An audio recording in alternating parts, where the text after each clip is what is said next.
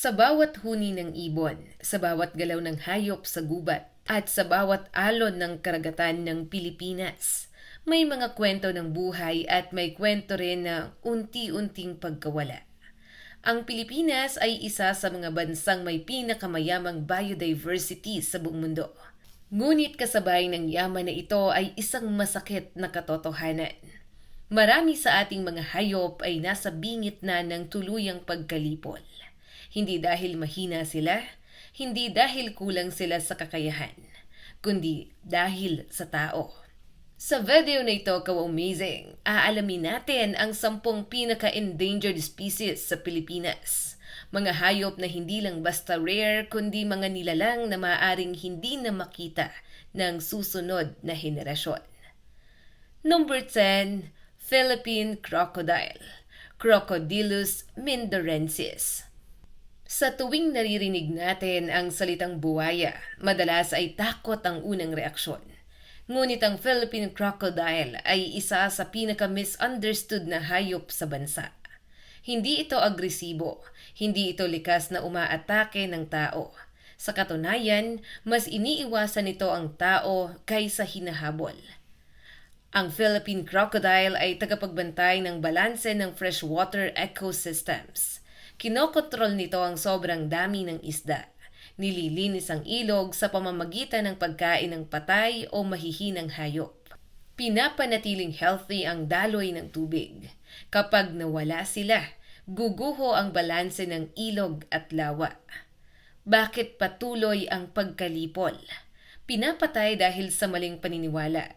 Ginagawang target ng bounty hunters. Nalulunod sa lambat ng mangingisda.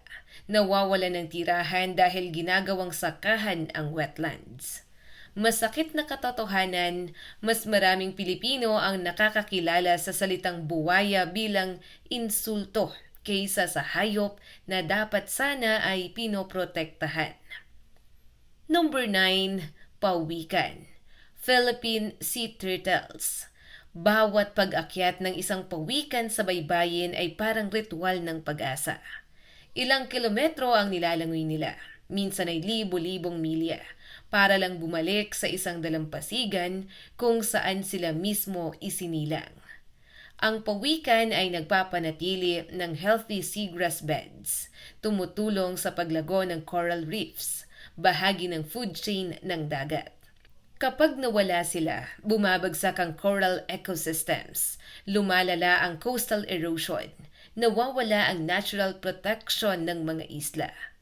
Mga trahedyang paulit-ulit, kinukuha ang itlog at ginagawang pagkain, binebenta ang shell bilang souvenir, nalulunod sa ghost nets, kumakain ng plastic hanggang mamatay sa gutom. Isang masakit na katotohanan, maraming pawikan ang namamatay ng dahan-dahan, hindi sa gutom kundi sa plastic na inakala nilang pagkain. Number 8, Philippine cockatoo o katala. Noon, ang huni ng katala ay karaniwan sa mga baybayin at kagubatan. Ngayon, ito ay paalala ng pagkawala. Bakit espesyal ang katala? Kayang matuto ng patterns. May kakayahang makipag-ugnayan sa kapwa ibon. Tapat sa partner habang buhay. Bakit sila nawawala? Dahil sa mataas na halaga sa illegal na pet trade, kagustuhan ng tao sa talking birds, pagputol ng matatandang puno kung saan sila nangingitlog. Irony ng mundo, habang hinahangaan ng talino nila, lalo silang kinukulong, hanggang sa mawala na sa kalikasan. Number 7, tamaraw. Ang tamaraw ay hindi produkto ng ibang bansa. Hindi rin ito dinala rito. Dito ito isinilang, dito ito dapat manatili. Pinapanatili ang natural grasslands, tinutulungan ng biodiversity ng Mindoro. Simbolo ng katatagan at tahimik na lakas ang tamaraw. Bakit patuloy ang pagbaba ng populasyon? Dahil sa baril ng illegal hunters, pagpasok ng sakit mula sa alagang baka, pagliit ng natural habitat. Kung mawala ang tamaraw, hindi lang hayop ang mawawala kundi isang piraso ng pagkakakilanlan ng Pilipino. Number 6, Philippine tarsier. Maliit, tahimik at napaka-fragile. Ang Philippine tarsier ay simbolo ng kung gaano kalupit ang kapabayaan ng tao. Sensitibo sa stress, maaring mamatay sa sobrang ingay. Hindi dapat hinahawakan. Bawal ang flash photography. Problema sa turismo, ginagawang photo prop. Kinukulong sa maliit na enclosure. Pinipilit kahit ayaw. Hindi lahat ng cute ay laruan at hindi lahat ng pwedeng kuhanan ng litrato ay dapat lapitan. Number 5, Negros Bleeding Heart. Isang ibon, tahimik, mahiyain, at may pulang marka sa dibdib, parang pusong sugatan. Ang Negros Bleeding Heart ay isa sa pinakamisteryoso at pinakabihirang ibon sa buong mundo. Saan lang ito matatagpuan? Negros Island at Panay Island lamang. Wala sa ibang bansa, wala sa ibang kontinente. Kalagayan ngayon, critically endangered. Ilang daang individual na lang ang tinatayang natitira. Bihirang-bihira nang makita sa wild. Bakit sila nauubos? Matinding deforestation sa Negros at Panay. Illegal logging. Pag-convert ng kagubatan bilang sakahan at subdivision. Ang masakit na katotohanan, hindi sila umaalis, hindi sila lumalaban. Tahimik lang silang nawawala kasabay ng gubat na kanilang tahanan. Number 4, whale shark o butanding. Pinakamalaking isda sa mundo. Kayang umabot ng 40 talampakan ang haba. Ngunit banayad at mapayapa. Ang butanding ay simbolo ng kabaitan sa kabila ng laki. Ano ang papel nito sa karagatan? Regulator ng plankton population, indicator ng healthy marine ecosystem, bahagi ng ecotourism ng Pilipinas. Ano ang mga banta? Banggaan sa bangka, irresponsableng turismo, illegal fishing sa ibang bansa, climate change at coral bleaching.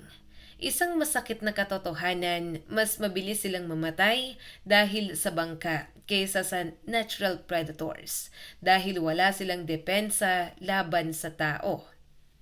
Number 3, dugong.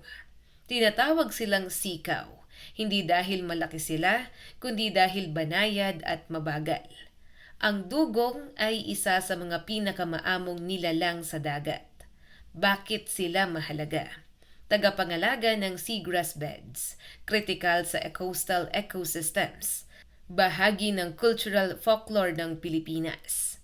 Bakit sila nanganganib? Nawawala ang seagrass dahil sa polusyon, nalulunod sa fishing nets, tinatrato bilang karne sa ilang lugar.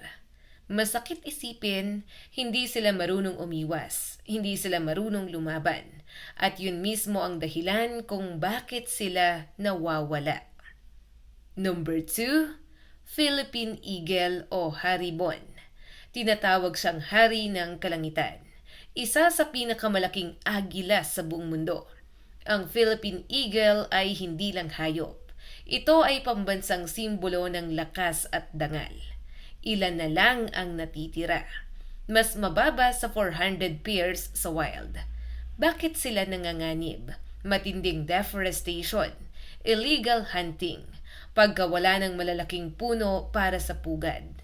Isang masakit na katotohanan, kapag nawala ang Philippine Eagle, parang pinutol ang pakpak ng buong bansa.